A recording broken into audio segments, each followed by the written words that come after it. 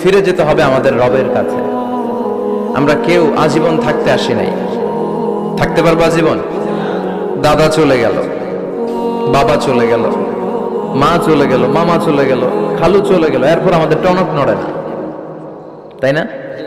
পাগল করা হয়ে আছে এই পৃথিবীর জন্য। মরতে যে হবে এটা ভাববার সময়টুকু আমাদের নেই।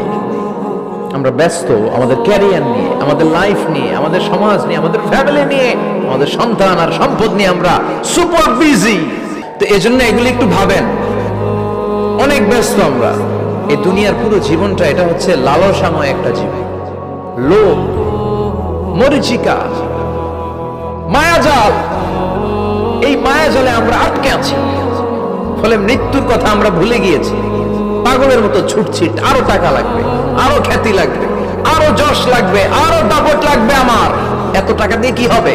এত সম্পদ দিয়ে